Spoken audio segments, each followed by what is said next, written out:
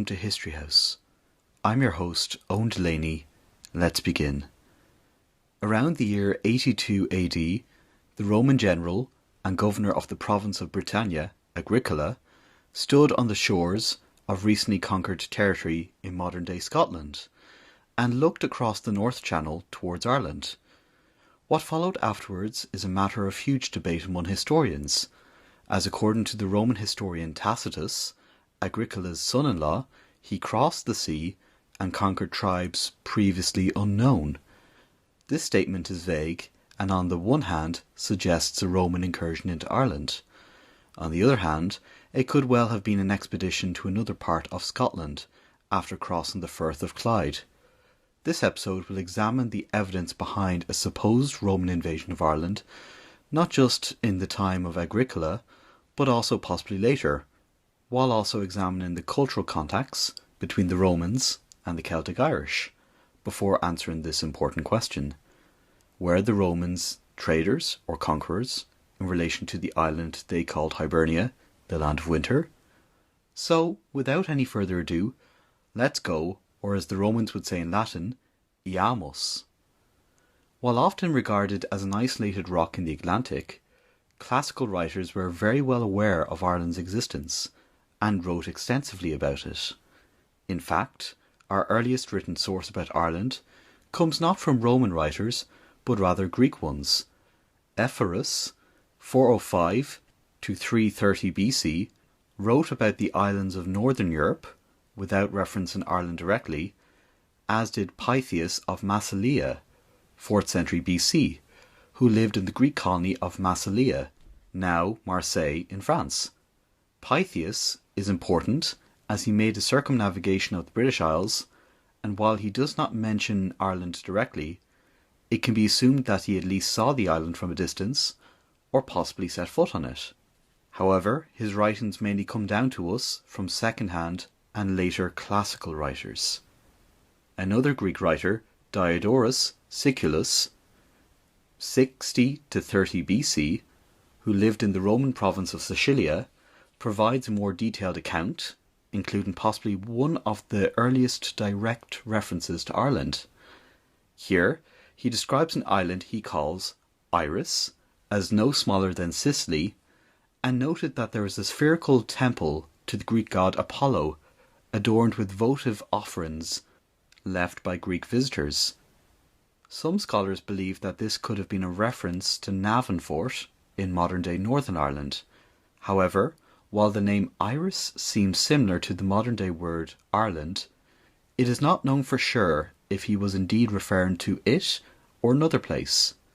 On a side note, he referred to the inhabitants of the island as cannibals, so it is probably not good for posterity if you regarded the Irish as this. The first definitive reference to Ireland comes from a writer that both scholars and non-history buffs would be familiar with, the Roman general Julius Caesar. In his work, The Gallic War, written after his invasions of both Gaul and Britain, he describes the island as half the size of Britain, about half the distance between it and Spain, Hispania, and that the distance of the sea passage between Britain and Ireland was equal to the crossing from Gaul to Britain. Crucially, he also gives Ireland in this work the name that the Romans would refer to Ireland henceforward, or derivatives of it, Hibernia. Of course, it is also important to note that he relied on hearsay rather than first-hand evidence when writing about Ireland.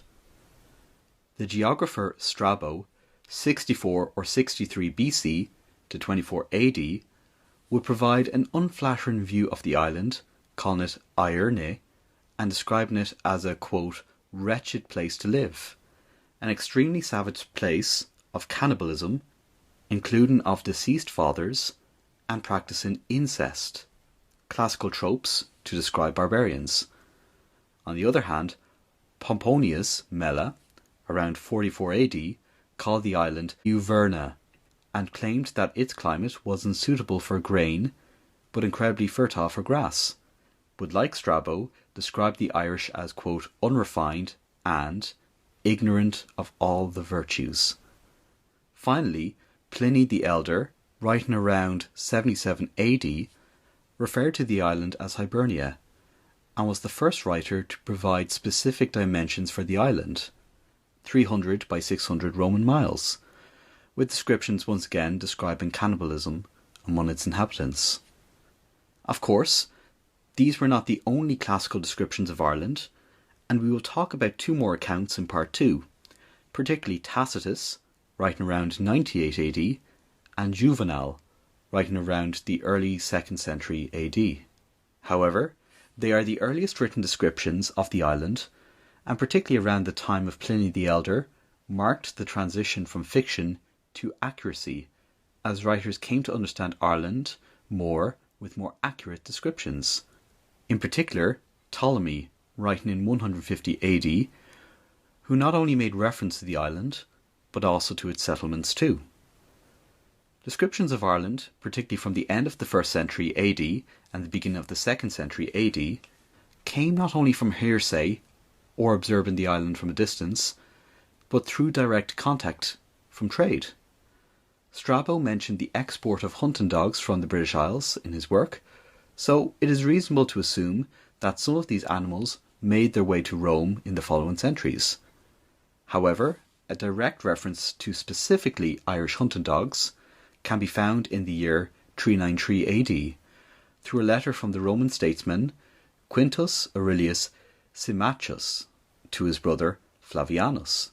Here he thanks him for his gift of 7 Irish dogs, Scoticorum canum, and they were presented before an amazed crowd as the prelude to public games. Indeed, the common story of St. Patrick describes him fleeing Ireland on a merchant ship bound for the European continent, filled with Irish hunting dogs. That being said, Irish/Roman trade was not a one-way street, with clear evidence of Roman trade found in Ireland through a large number of artefacts. Thousands of Roman coins have been recovered, spanning the late 1st to the early 5th centuries AD, featuring emperors from Domitian to Arcadius, with a large number of them to be found at the ancient passage tomb of Newgrange. It is possible that these artefacts were here, alongside a gold chain, 2 bracelets and 2 finger rings, as offerings made for the dead. Large hoards have also been found, with the Balin Rees, Coleraine hoard, containing over 1,500 silver coins and 200 ounces of silver ingots, while the Balin hoard in County Limerick included silver ingots and fragments of decorated silver dishes. Artefacts of particular interest are Samian ware. These were high-status, red-gloss pottery from Gaul, and they have appeared at Tara, which was the ceremonial capital of Ireland at the time, Knowth, Lagore, and Romana, a place which will be discussed in detail later. These artefacts also included Roman glass urns, beakers and bowls, as well as brooches, fibulae, and toilet implements such as tweezers, nail cleaners, and ear scoops as well. On top of this, a more unusual artefact comes from County Tipperary, in the form of an oculist stamp. This was in effect a medical stamp from a Roman eye doctor, in this case a Marcus Juventus Tucianus. There is a theory that Marcus could have been an eye doctor from a Roman expeditionary force, and this is a theory that will be discussed later. There have also been Roman statuettes found throughout Ireland, including a bronze statuette of a Lar, a Roman household god, found in the River Boyne, and a Venus figure which was discovered in Carrowmore in Sligo. Indeed, the presence of these artefacts also demonstrates the influence that Rome had on Celtic Irish art. A 2-sided Janus head statue found on Boa Island is evidence for this, as well as features from the Mediterranean tradition, such as dolphins appearing on hanging bowls, and the line-headed handle found in the Donor hoard. On top of this, Roman techniques such as millefiori, Roman glassworking, filigree, the use of twisted gold and silver wire, and enamelling would also find their way into Irish art, while later Christian manuscripts from Ireland would also clearly incorporate Roman influences. Evidence of Roman influence would not only find their way into physical objects, but also in terms of more long-term influences in the form of the Irish language. Latin, even before the arrival of Christianity, appears to have had an impact on Ireland, with some words even today tracing their origin to the time of the Roman Empire. Early borrowings underwent a shift from P to C, because the Irish language initially lacked a P sound. This resulted in words like cocra, purple, from purpura, clan, children or offspring, from planta, and caile, veil, from pallium. Loans adopted after the mid-6th century, once the P sound was accepted into Irish speech, retained the original letter, such as podrick from patricius and pogue, kiss, from pax. Many early loanwords were mercantile or martial, relating possibly to trade between Celtic Ireland and the Roman Empire, through words such as ore, gold, from aurum, fion, wine, from vinum, monad, money, from moneta, and arm, weapon, from armo. On top of this, Latin also provided terms for advanced farming, such as mullen, mill, from melina, cyst, flail, from fustis, and cosh, cheese, from cassius. Latin also influenced the Irish legal system, with concepts like rect, acnid, natural law, echoing the Roman ius naturalis, and additionally Latin terms replaced indigenous names for structures, such as castle, from the Latin castellum, fortress. The Ogham alphabet, a series of notches and stone monuments, was likely invented by an Irishman familiar with Roman grammatical traditions. Its structure, vowels and consonants, reflect the systems of late Roman grammarians like Aelius Donatus. Of course, one of the most enduring influences from Rome to Ireland comes through Christianity. While St. Patrick is often credited with introducing Christianity to Ireland, the truth is there was already a Christian community on the island before he arrived in 432. In AD 431, Pope Celestine I sent Palladius as the first bishop, quote, to the Scotti believing in Christ.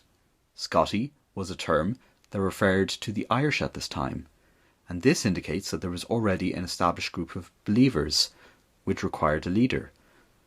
On top of this, there is evidence for the spread of Christianity coming from artifacts themselves, with one object in particular standing out: a silver ingot with the symbol of the Chi Rho, an ancient Christian symbol with the first two letters of Christ's name written in Greek, found in the previously mentioned Baleen hoard. With all this evidence, religion, language and artifacts, it is tempting to view the Roman influence in Ireland as going beyond just simply trade and cultural exchange, towards a tangible physical presence on the island, a Roman trading post, or even a military expedition and occupation. We'll explore this more in the second part of the episode. For now, though, we'll take a short break. See you all soon.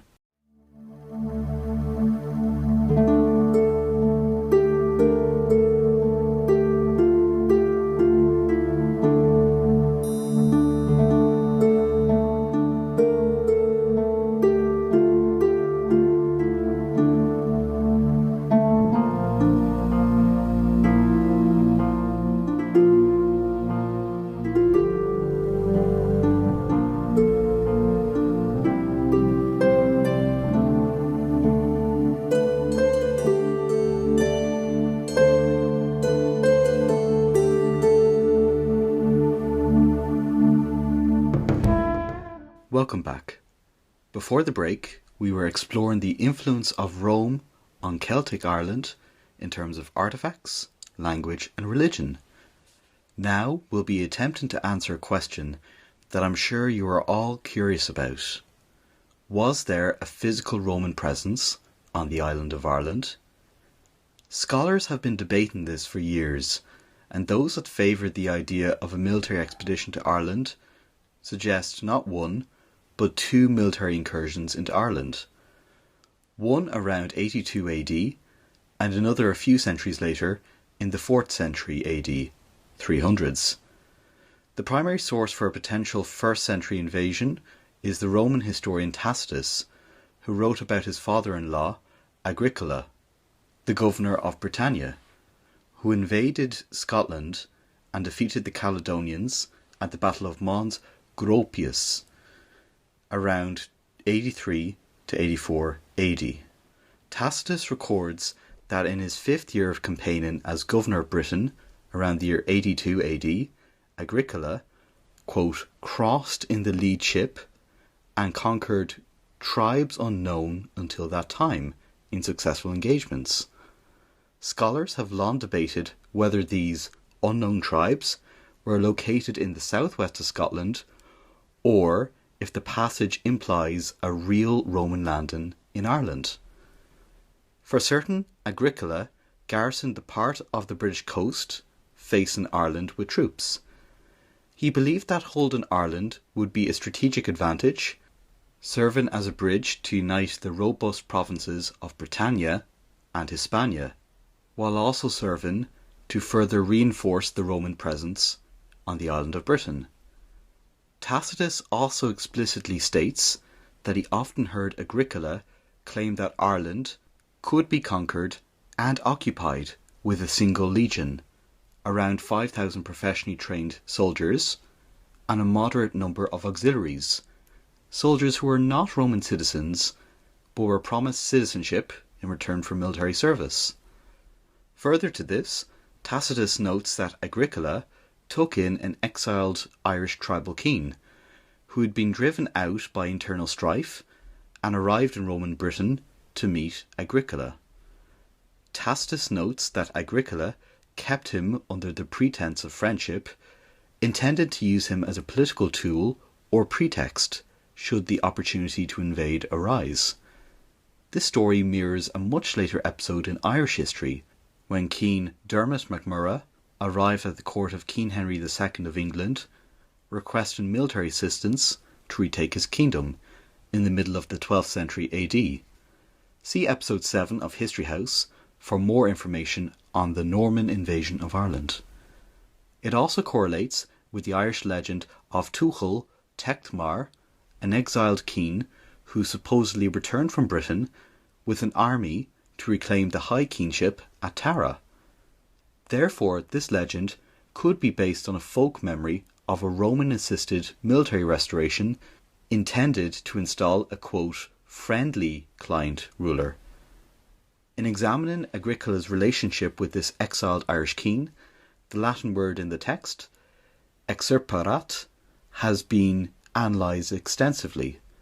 Most traditional translations view this as Agricola, quote, had with him, or had taken in, the refugee king. However, some scholars have highlighted that the original pluperfect form, exerperat, can be translated as, quote, had taken out.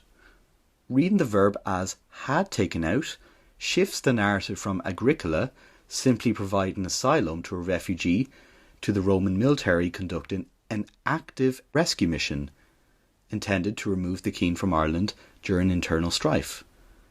Literary evidence for a Roman incursion into Ireland is made more likely when examining the work of the poet Juvenal, who, writing a few years after Agricola's supposed expedition, stated, quote, indeed, we have advanced arms beyond the shores of Hibernia, Ireland, although some have regarded this as hyperbole or exaggeration. So, if there is some literary evidence for a Roman invasion of Ireland, is there physical evidence for this?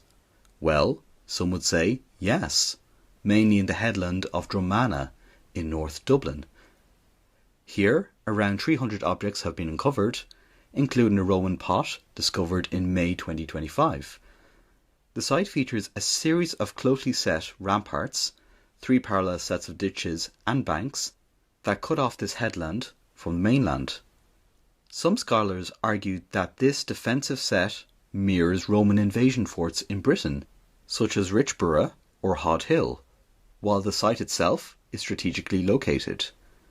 Positioned 20 kilometres north of the city of Dublin, it is equidistant from the Boyne and Liffey rivers, looking directly towards the major Roman military centres in Britain, like Chester. There is also possible textual evidence that the Romans were aware of this site, as some researchers link Drumana to the city of Eblana, mentioned in Ptolemy's 2nd century Geographia. Agricola's supposed expedition is not the only possible Roman military incursion into Ireland. There is a theory of a second invasion in the 4th century AD, possibly a targeted operation by a Romano-British federated force, Oderati, led by a commander called Nectaridus, intended to install a, quote, friendly client dynasty and secure the Irish Sea against raiding, which was becoming more common at this time. The Rock of Cashel is one of the most impressive sites in Ireland, and was the traditional seat of the Kings of Munster. It is also viewed as a primary candidate for a Roman-style military camp established during this period, as the Irish word for a stone fort, cashel, is a direct loan from the Latin castellum, fortress or castle. Further, recent archaeological work uncovered Romano-British pottery sherds, fine greyware, at the earliest occupation levels of the rock, dating to the 4th or 5th centuries. Further, the Baleen hoard in Limerick, near Tipperary, where the Rock of Cashel is, contained silver ingots with official Roman inscriptions such as Ex Officina Isatis, an identical stamp to one found at the Roman fort of Richborough in Britain. There is also the previously mentioned oculus doctor, suggesting the presence of a Roman military doctor accompanying a substantial force. While this evidence could be seen as compelling, there are also arguments against the idea of an expedition to Ireland.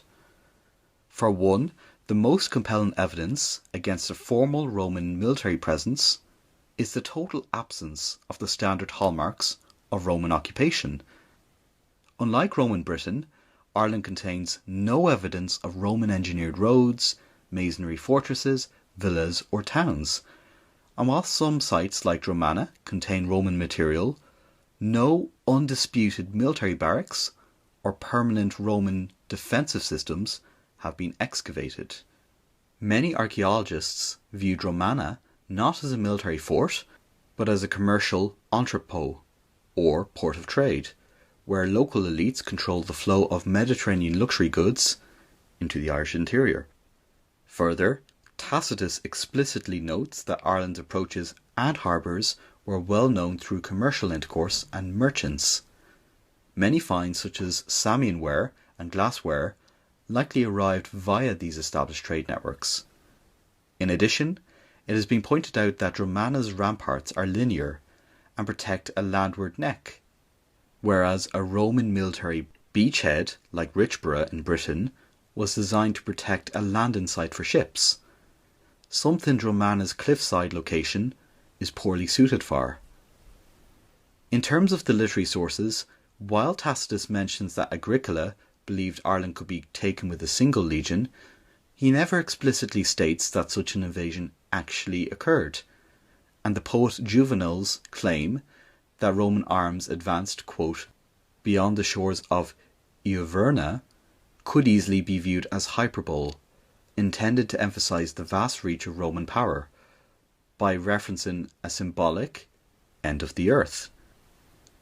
In the grand scheme of things, the island itself was likely viewed as strategically and financially unworthy of conquest, with a garrison there likely yielding little in the way of rewards when costs of maintenance are factored in, and around this time Rome was often preoccupied with civil wars or more pressing threats on the Rhine and Danube frontier, making a military campaign even more unlikely.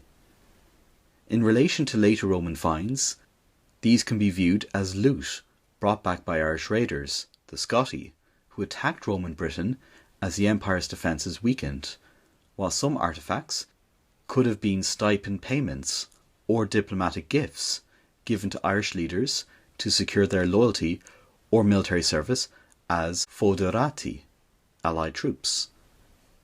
In relation to the later possible 4th century incursion, there is also evidence against this. Ammianus Marcellinus records that in AD 360, Irish tribes broke an existing treaty with Rome. This implies that Irish leaders were already serving as foederati, allied clients or mercenaries under Roman command, making a fresh military conquest redundant. The proliferation of Roman artifacts from the 4th/5th century can also be viewed as evidence of a soft Romanization that was a bottom-up process rather than a military imposition, through cultural exchange, trade, and loot brought back from Irish raids on Roman Britain.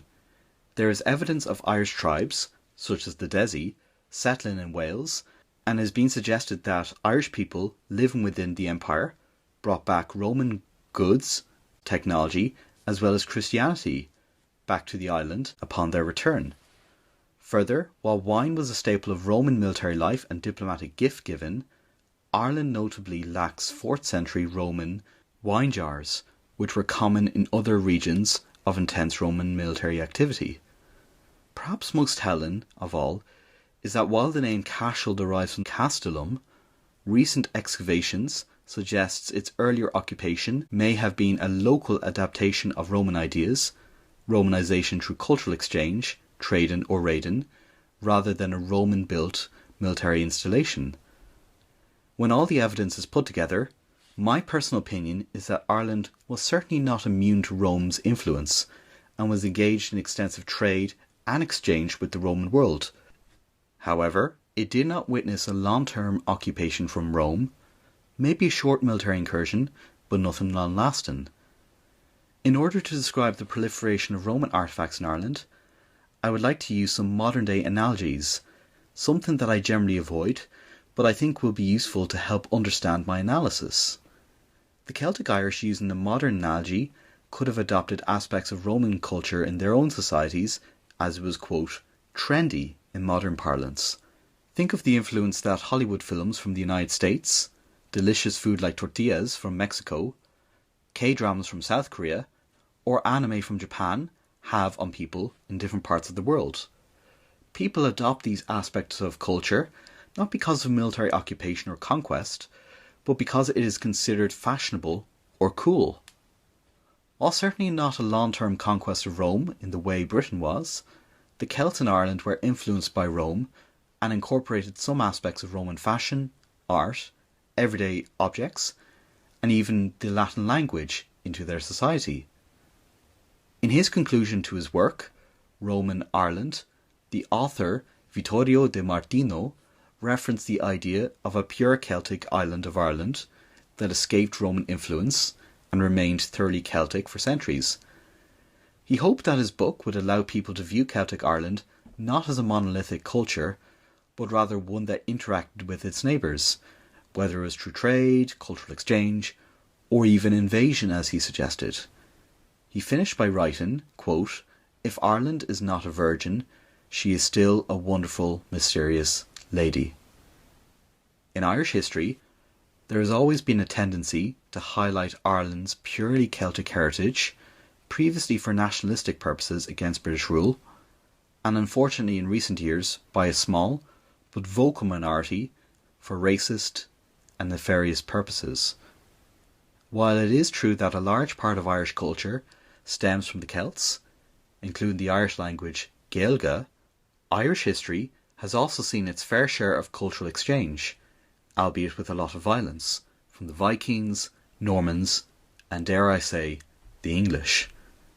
The truth is, Ireland today is the product of all these groups, and it is not correct to describe Irish history as exclusively an Irish struggle against British rule, or a Celtic culture unchanged for over 2,000 years. In this sense, Ireland is not unique in terms of world history, but rather bears similarities to other countries like Mexico and others, whose history is the result of oppression and violence, but also cultural exchange and intermarriage. History should not be viewed exclusively through the lens of one single country or people, but through the lens of the wider context and how different peoples interact with each other. It is important to acknowledge and remember the pain of conflict and discrimination that scars the pages of various nations' histories. But it is also crucial to examine how, on occasion, cross-cultural interactions can also yield positive and sometimes unexpected results, as we have seen between the Celtic Irish and the Romans. It is only then that we can truly understand and appreciate the words of the late historian David McCullough, who said, quote, "History is who we are, and why we are the way we are."